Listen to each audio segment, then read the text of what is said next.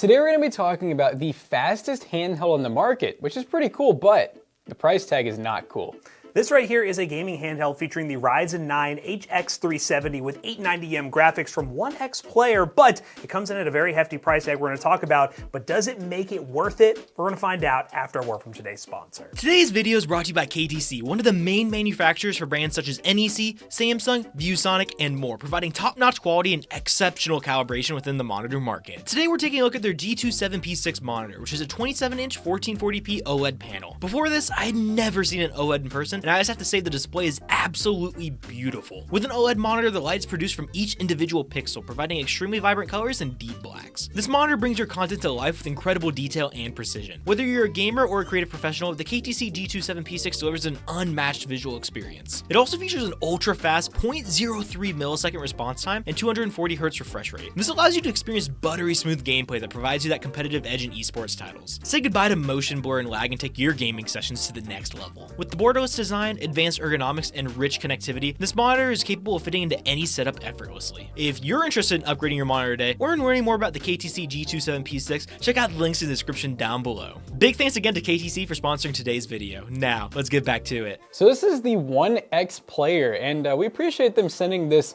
crazy handheld over because this has some new Ryzen technology. So yeah, the OneXPlayer OneXFly F1 Pro is a specific model name for this handheld gaming device, and it features, again, that Ryzen 9 AI HX370. Our model comes with 32 gigs of DDR5 memory and a 1TB SSD, and we're gonna go and say the price point right now. This thing is $1,339 for a handheld, but it does feature, with that Ryzen AI processor, the best of the best. So we're not discounting the fact that it's not gonna be the fastest handheld we've ever tested or on the market in general, but really it's just determining whether the price is worth it. Yeah, this is definitely approaching that territory that we've seen a few times now with handhelds where it's really expensive. The higher end you want to go with the hardware, but you're not going to typically see that cent per point go up much. Yeah, the other key features to mention with this thing is it does come with a 1080p OLED display that is 144Hz, so that's pretty cool to see. OLED on a handheld device always looks great, especially when you're running lower graphics. It makes things just pop really nicely. The charger is over here, by the way. I just left that out to make it easier. The charger is a very standard 45-ish. 45-inch watch. That sounds about right for these small USB-C powered devices. And this thing does come with a lot of ports on it. I will give them that. Yeah, so I guess you'd call this the player side. This is the side that would face you. You have a single USB Type-C, and then we have a micro SD card reader. And then on the back side, the part that would face away from you, we get looks like a combo headphone jack because we got a mic and a headphone. We get our charging port and then just USB 3.0. It's cool to see a standard USB on these things. They normally don't come with standard USB. It's all USB-C across the board. And again, with this being a handheld, it's a portable gaming device that you can do game streaming or gaming on the device itself. We're gonna be focusing on a lot of games that are controller focused, and we will give that a go here. I will say, I do like we already have like some RGB.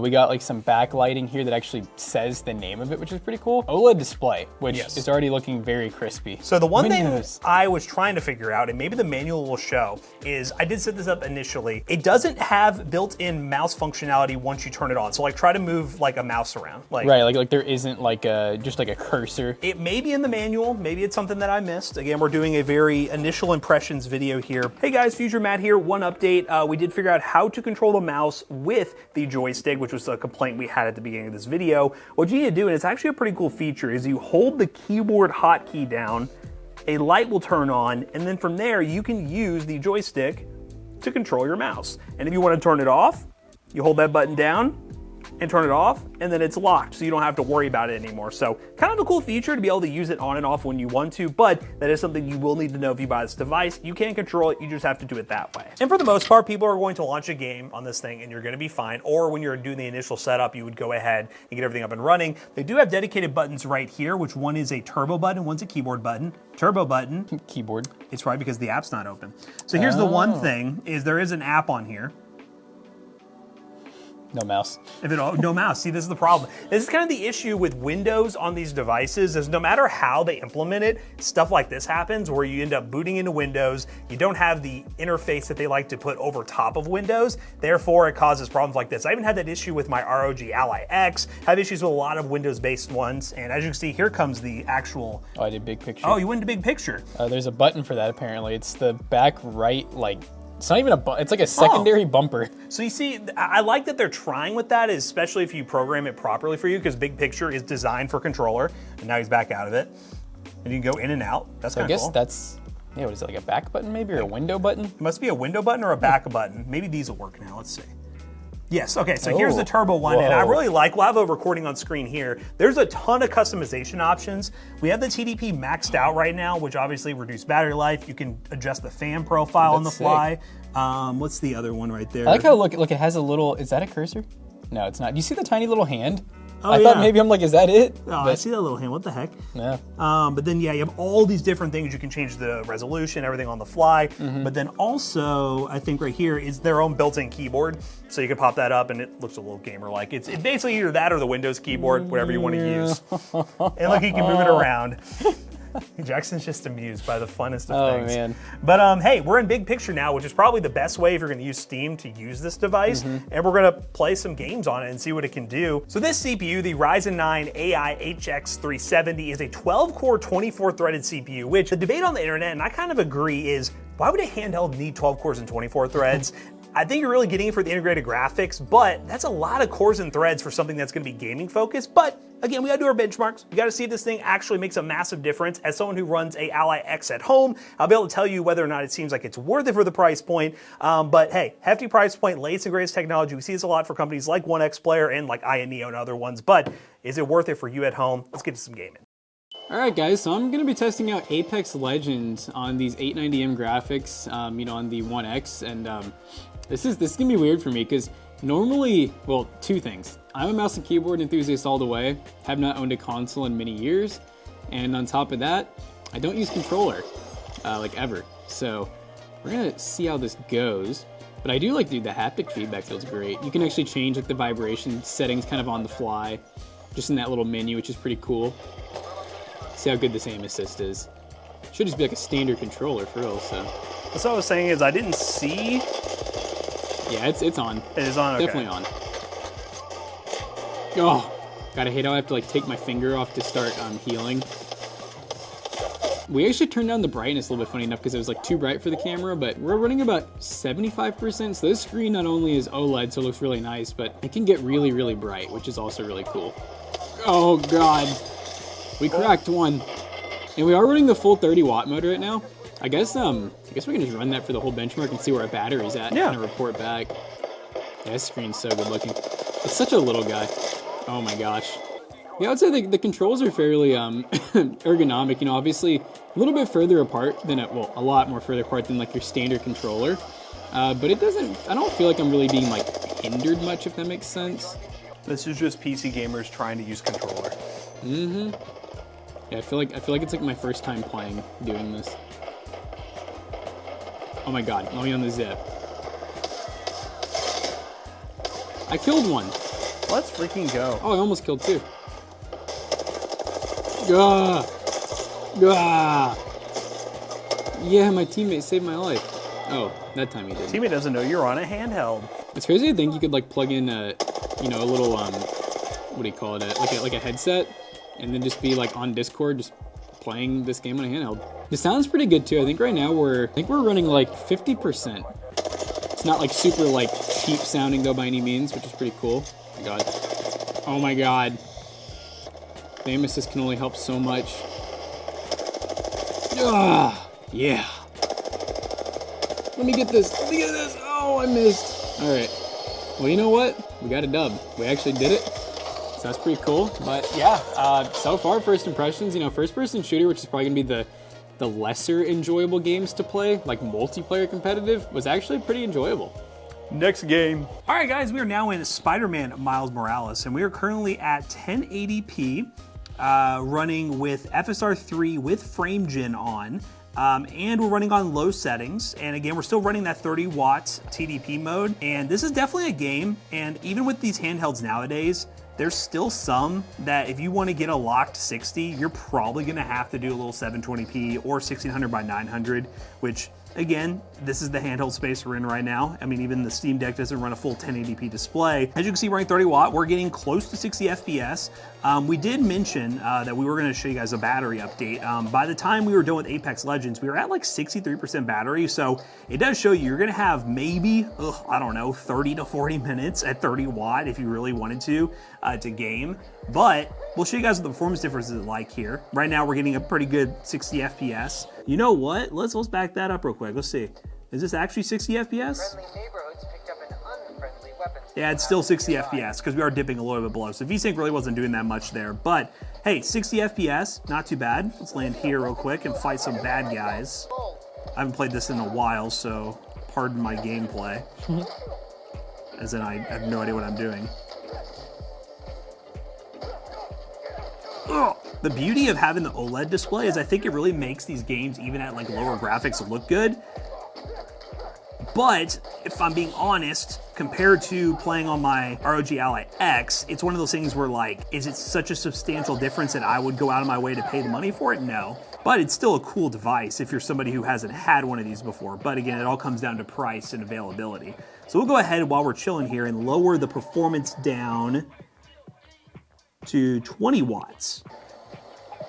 Oops, I just got hit. And at 20 watts, we're actually getting very similar numbers. We're getting about like 60-ish FPS. So I really think this thing can be much more efficient at lower wattages. You don't really need to crank it to 30 unless you're playing a much more GPU-bound game, because as you can see in Afterburner, it is at 20 watts and we're getting very similar FPS numbers. And that's, again, 10 watts less. Just for the pure curiosity of it, see how low we can go. Because obviously if you're just playing like emulation and stuff, you don't need to run this type of wattage. Let's go down to 15. It probably, so to be fair, we are running frame gen, so it is probably downsampling. I can tell the visual quality is going down to hit that 60 FPS target, but it's playable at 16 watts. And that's really cool to see that power efficiency. But hey, yeah, Spider-Man Miles Morales runs, definitely a fun game. That is a original console game, so controller is the main platform for it. I feel like that's the beauty, or the main reason you play on these handhelds is for games that are primarily controller focused. But speaking of controller focused, I'm gonna have Jackson play some Rocket League because that one will be a fun one to see. And as of right now, after running around for, what was that, about almost 4 minutes, we're at 60%. So we're at much more efficient power draw here, running 15 watts. I'll probably crank that back up to 20 for Jackson to try in Rocket League, but yeah, this ain't too bad. Let's move on to the next one. All right, guys, we're now playing Rocket League. We're on performance, so we are running borderless mode. Oh gosh, this guy's gonna get the kickoff on me. Are we still in the 20 watt mode too? You're on 20 watts right now. Sick. We're getting around, looks like 70 to 140 FPS. It's all over the place. Very broad range. Depends on the time of day that you ask it. Oh my gosh, this guy's better than me.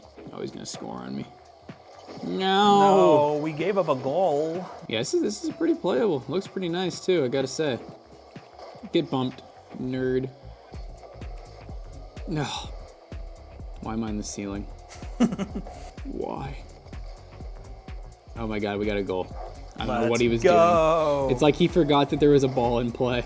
We are no longer tied. Oh, epic save. Oh, God. You know what? He's got another goal. I think that's enough Rocket League for me, but yeah, I mean, we were consistently getting between like 70 and 140 FPS. I do think if we had like the extra 10 watts right now, I think the game would be more constant, but it did seem almost like it was almost having to scale here and there. Rocket League definitely gets a pass as well. One more game. Okay guys, this is just a quick test to show you guys a little Elden Ring action on this thing running at 20 watts. We're currently, let's see, running again 20 watts. It is at 720p though. Main reason being I was trying to change the resolution in game, but this just might be something to do with either Elden Ring or this handheld. I just cannot swap from 720p to 1080p no matter what. So you know what? You're getting a little 720p game testing, and this is a game that is definitely demanding the run. You're getting about 40 FPS, not great. Let's try to bump it up to 30 watts and see if that makes a major difference. 30 watts seems to give you about another 5 to 6 FPS. But I will say, this is a good example of a game that'll show off that OLED display. It looks pretty cool. You can see all the art. Oh gosh, we're lagging up a bit. You can see all the beautiful art going on around us. Yeah, this is looking pretty good, about 40, 50 FPS. I don't know if I would play this game fully through on a handheld like this, but you do have that performance ability. And yeah, all in all, again, this is a good test. We're gonna run some other built-in benchmarks with our capture cards. You guys can see some more numbers in a game like Call of Duty. We're gonna run Black Ops 6 with the built-in benchmark. We'll run Black Myth Wukong. We'll run our 3D Mark score. See what we think of this device as a whole, because again, the price point is the biggest thing. And in a market where there's so many handhelds, and we're not at the point in time anymore where there are just no handhelds on the market and you can kind of charge whatever because it's a new thing. You know, there's a bit of concern about the value proposition of this thing, but it is still using the latest and greatest right now. And if you're someone who only cares about the latest and greatest, maybe it's for you, but you can let us know in the comments down below. But yeah, that's the benchmark section. Let's go ahead and run those other built-in benchmarks during the outro and wrap this video up real quick.